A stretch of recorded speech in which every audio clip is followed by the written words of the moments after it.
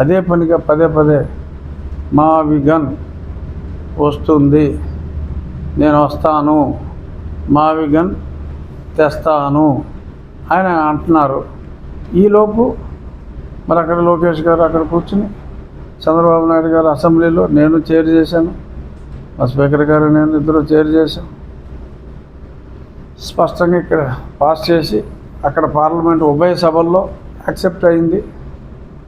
అయితే దాన్ని ఉంది మళ్ళీ అసెంబ్లీలో పెడతాం, మళ్ళీ అక్కడ పంపుతామని చెప్పి ఆయన అంటున్నాడు. సో ఇప్పుడు అన్ని పార్టీలు అయిపోయినాయి, అక్కడ మద్దతు ఇచ్చారు. యువన్ పార్టీ ఏంట్రా అంటే యువజన శ్రామిక రైతు కాంగ్రెస్ పార్టీ. ఈ యూస్రారై పార్టీ దాన్ని ఆమోదించాలి అని అంటే అక్కడ సరే ఇక్కడే రాదు, ఎలాగో అది వేరే విషయం.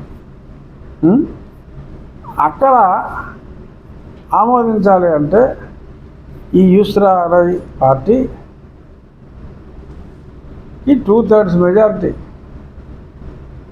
అంటే అంత దగ్గర దగ్గర 300 చిల్లర సీట్లు, 50% కూడా కాదు. అప్పుడు 800లో 860లో కనీసం 470 500 చిల్లర రావాలి. 500 చిల్లర సీట్లు ఉన్నది 11 ఎమ్మెల్యేలు ఇక్కడ.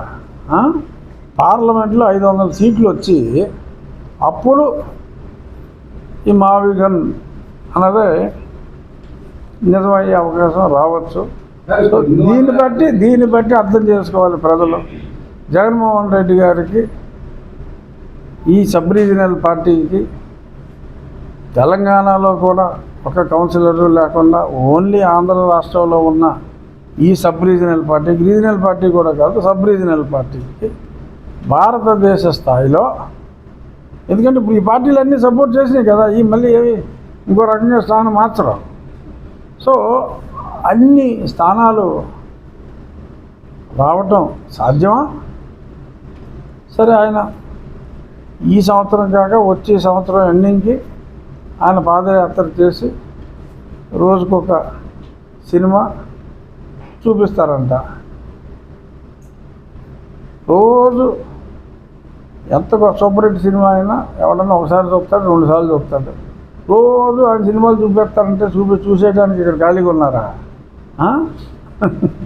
సరే అవన్నీ వ్యర్థపు మాటల మీద మళ్ళీ మనం టైం వేస్ట్ చేసుకుంటాం, మరింత వ్యర్థం. అయినప్పటికీ అదే పనిగా మాట్లాడుతున్నారు కాబట్టి ఏదో ఒకసారి దాని గురించి ఆలోచించి ప్రజలు ఎవరన్నా ఉంటే ఇవేవి సాధ్యమయ్యేవి కాదు.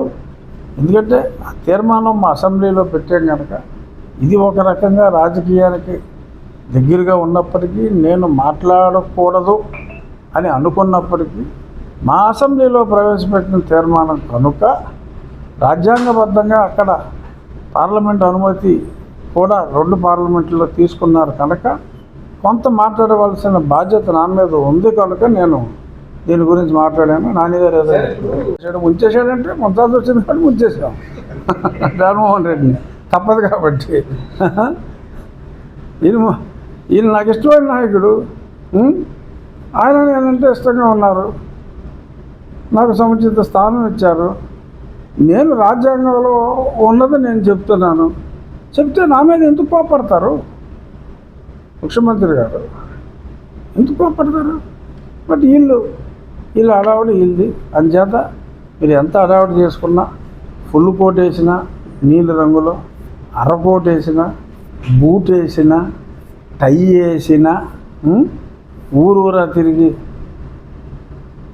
ఏమంటారు, సరే వాళ్ళు వాడిన చెత్త నేను వాళ్ళాను కాబట్టి అలాగా తిరిగిన ఏమి పనిజరగదమ్మా నీల్ కుమార్స్.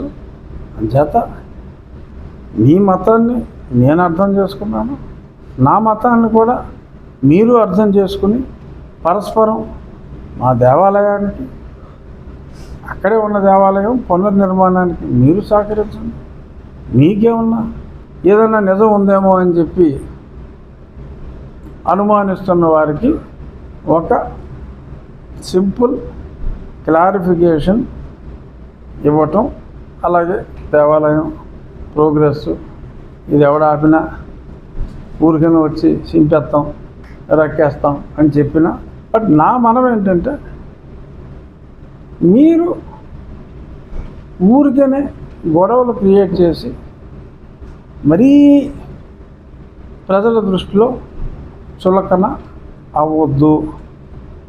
మాది మా ముఖ్యమంత్రి గారిది ఫెవికాల్ బంధం. మీరు ఎంత ఎదవేడుపులు ఏడిచినా చూడండి,